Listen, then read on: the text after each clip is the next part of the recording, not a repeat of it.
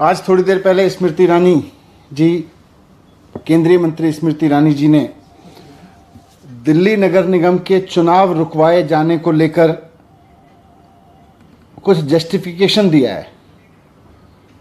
केंद्रीय मंत्री स्मृति ईरानी जी ने दिल्ली नगर निगम के चुनाव रुकवाए जाने को लेकर कुछ जस्टिफिकेशन दिए हैं। उन्होंने बहाने लिए हैं कि दिल्ली सरकार नगर निगम को पैसा नहीं देती, इसलिए नगर निगम के चुनाव रुकवा दिए। ये तो मजाक है। मतलब दिल्ली सरकार पैसा नहीं देती इसलिए आप नगर निगम का चुनाव, पहली बात तो ये झूठ है। दिल्ली सरकार तो पूरा पैसा देती है। नगर निगम में इतना भ्रष्टाचार कर रखा है बीजेपी ने, जिसकी वजह से नगर निगम के पास पैसा नहीं है। ये स्वीकार करना पड़ेगा आपको। दूसरी बात, ये बचकाना बहाना है कि दिल्ली सरकार पैसा नहीं देती इसलिए हम नगर निगम के चुनाव रुकवा दे रहे हैं। ये क्या मजाक है। मैं केंद्रीय मंत्री माननीय स्मृति ईरानी जी से 3 चीज़ें कहना चाहता हूँ। उन्होंने जस्टिफाई किया है कि चुनाव रुकवा के बीजेपी ने सही किया है, एमसीडी का चुनाव रुकवा के बीजेपी ने सही किया है। पहली बात तो मैं उनसे कहना चाहता हूँ कि मैडम, ये कांग्रेसियों की तरह रोना बंद करो। जब देखो हाय रे, मर गए रे, पिट गए रे, सरकार ने पैसा नहीं दिया रे, ये तो कांग्रेसियों की आदत है। आप कांग्रेसियों की तरह रोने लगे। कांग्रेसियों की तरह रोना बंद करो और हिम्मत से नगर निगम चलाओ जितने दिन आपके पास में बचे हैं।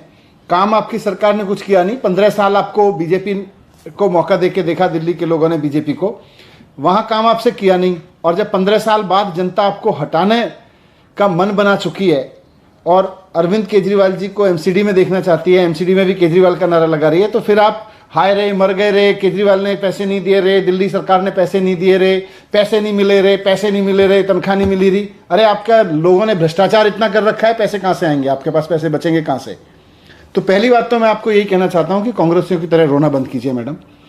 दूसरी बात, मैं ये भी रिक्वेस्ट करना चाहता हूं कि आप दिल्ली की रहने वाली हैं, दिल्ली में ही रहती हैं, आप जरा दिल्ली में घूम लीजिए। आप देख लीजिए कि भारतीय जनता पार्टी के नगर निगम ने पूरी दिल्ली को कितना गंदा करके रखा हुआ है। हर गली कूचे को कितना गंदगी फैला के रखा हुआ है, कितना कूड़ा फैला के रखा हुआ है आपके नगर निगम ने। भ्रष्टाचार कितना फैला के रखा हुआ है और कितना कूड़ा फैला के रखा हुआ है। अगर हिम्मत है तो चुनाव का सामना करके दिखाओ। दिल्ली की जनता इस बार आपको 10 सीट भी दे दे तो बहुत बड़ी चीज है। आपको भी इस बात का पता है कि इस बार दिल्ली की जनता भारतीय जनता पार्टी को नगर निगम में 10 सीट भी नहीं देने वाली है, इसीलिए आप चुनाव से भाग रहे हो। तो दूसरी चीज मैं कहना चाहता हूं, चुनाव से भागो मत। हिम्मत है तो चुनाव लड़के दिखाओ। ये चुनाव आयोग को धमका के, चुनाव आयोग को ऊपर दबाव बना के आपने जो चुनाव टालने की कोशिश की है, उसको रुकवाया है, ये ठीक नहीं है। लोकतंत्र में राजनीतिक पार्टी के पास सबसे बड़ी ताकत चुनाव होता है। अगर आपको लग रहा है कि आपकी पार्टी में जीतने का दम है, अगर आपको लग रहा है कि भारतीय जनता पार्टी लोगों की पसंद है, तो फिर चुनाव से भाग क्यों रहे हैं? डर के क्यों भाग रहे हैं? चुनाव से लड़िए ना। चुनाव होने दीजिए तय समय सीमा पे। चुनाव आयोग को धमका के आपने चुनाव रुकवा दिया और फिर कह रहे हैं हम तो जीते हुए लोग हैं। आप डरे हुए लोग हैं, आप भागे हुए लोग हैं, आप चुनाव से भाग रहे हैं।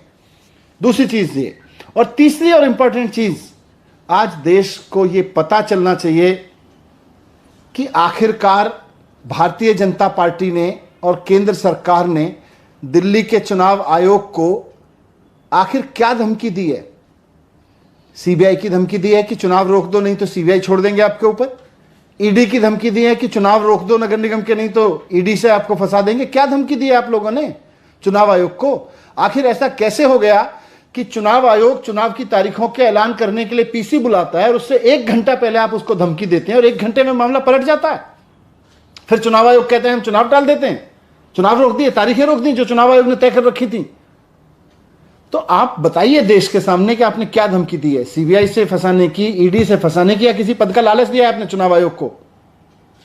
कुछ तो वजह हुई कि चुनाव आयोग ने बुलाई हुई पीसी, चुनाव की तारीखों का ऐलान करने के लिए बुलाई गई प्रेस कॉन्फ्रेंस को चुनाव के ऐलान की जगह फिर रिग्रेट में बदल दिया।